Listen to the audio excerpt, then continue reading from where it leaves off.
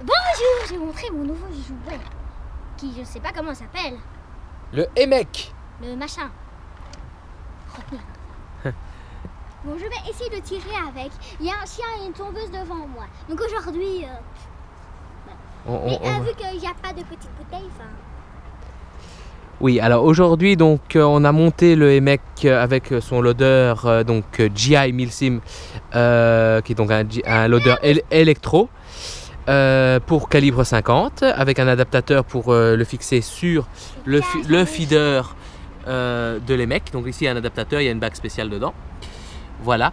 Alors, la bouteille dessus est une bouteille haute pression. C'est la même bouteille que j'utilise pour mon CS2. On n'a pas pu prendre la petite 0,8 qui est en haute pression parce que s'est avéré qu'elle est vide. Donc ça, on refera un essai plus tard. Voilà, donc c'est un petit test en basse pression. Lisa, démonstration. J'ai peur de tirer sur Max Et tu non, sautes dessus. tu tires au-dessus de Max. Il va pas tirer dessus.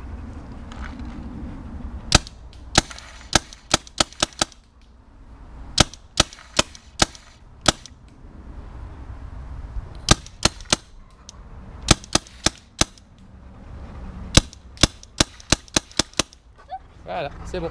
Hop. Donc, Vous avez vu, hein, il faut se méfier des bouviers bernois. ouais, les bouviers bernois, ils aiment bien attraper les lanceurs de paintball, surtout quand ils tirent. Alors, on va montrer le shoot.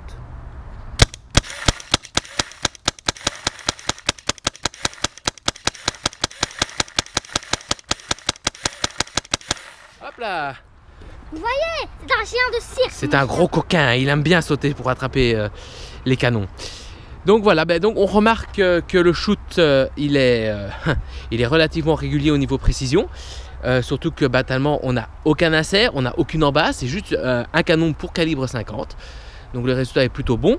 Pour information, la bille qui est utilisée, c'est de la Prochar calibre 50, qui était déjà ouverte depuis un bon mois parce qu'elle m'a servi pour l'anniversaire de la petite, où ils ont fait aussi du paintball et ils ont joué en fait avec des GT, les guns GT. Le problème des guns GT, c'est qu'on disait, c'est qu'ils étaient trop grands, ceux à pompe. Hein.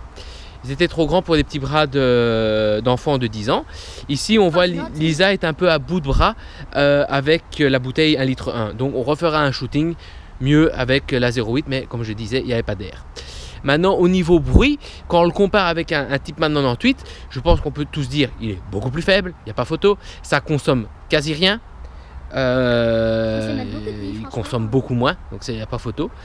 Tôle, je pense qu'en cadence de tir on doit être à 8 bisecondes parce que malheureusement comme c'est une gâchette simple, on ne sait pas pianoter, donc aller plus vite que 8, je vois pas trop comment on peut faire. Voilà, quand j'aurai réparé mon chrony, on fera un test aussi avec le chrony, mais donc là c'est un petit test découverte de shooting et pour le plaisir des yeux j'en fais un petit dernier.